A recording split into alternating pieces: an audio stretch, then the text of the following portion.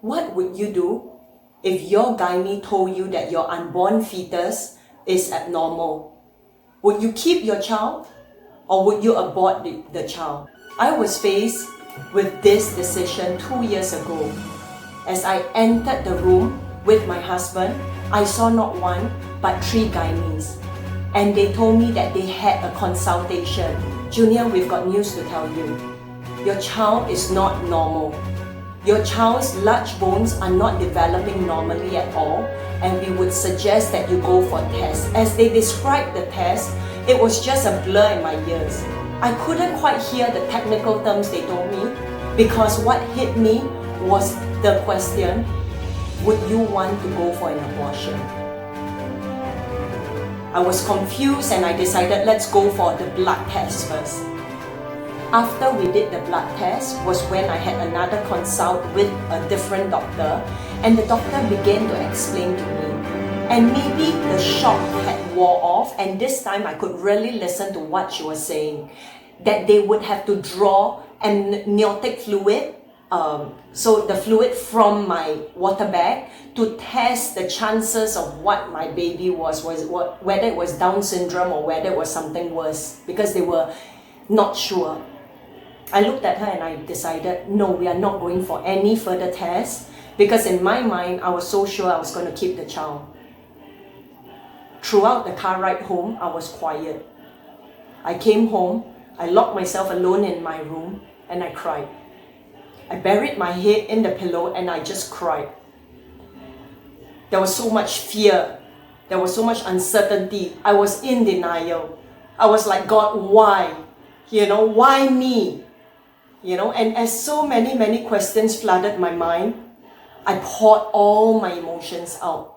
After crying for, probably 20 minutes and all the emotions were out, it's as if renewed strength came, where I told God, God, you said every good and perfect gift comes from you.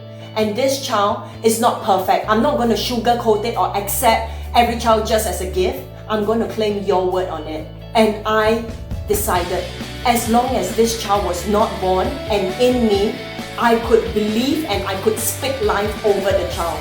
I'm not sure where this surge of faith came from, but I began to just say, baby, I spoke to the baby. You are perfect.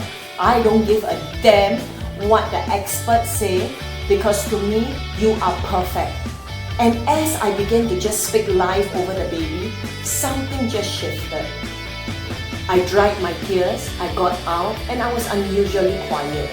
But I chose from that moment to only say positive things about my baby. It wasn't easy, because every 2 weeks when we go back, the experts will tell us, there's no growth, there's no change, your baby is still abnormally small. Are you sure you don't want to do more tests so that at least you can be prepared? Time and time again, my answer was always a firm no. Because regardless of the test results, I was sure I was going to keep this baby. And in my mind, I held a picture of a perfectly well baby. I was traveling, I was in a regional job, and I had to take planes all around. And wherever I went, I just continued to speak health and wellness and perfection onto my unborn baby. Fast forward, at the doctor's recommendation, we decided to go in on when the baby was 37 weeks, so considered full term, because the doctors decided that with the baby out, they could help him more, because obviously he wasn't gaining as much nutrition and his bones were still small. And they told me at best, he will come out a dwarf. All the way to the end. That was what I kept hearing and rejecting. So on the scheduled date, we went in, and because my fetus heartbeat was irregular from a mother's heart, I did not want to put my child under unnecessary stress. I chose to have a cesarean. To cut the long story short, they had to resuscitate him because his breathing was not normal. He had to stay in ICU for 10 days.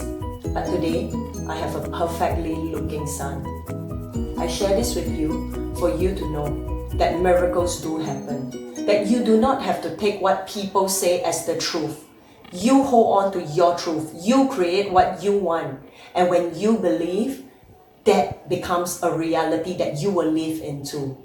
I created Experts Expose every Tuesday at 9 p.m. because I will bring in experts across different fields so that as you listen in, you will be able to find practical insights and tips that you can apply for your life. One of the greatest that I believe in is the power of our unconscious mind. We are only using about 3% of our mind, and so much is untapped. But really, we were born to create our reality, not be at the effect of, but at the cause of. So join me every Tuesday, and I look forward to you joining the Modern Asian Mother community.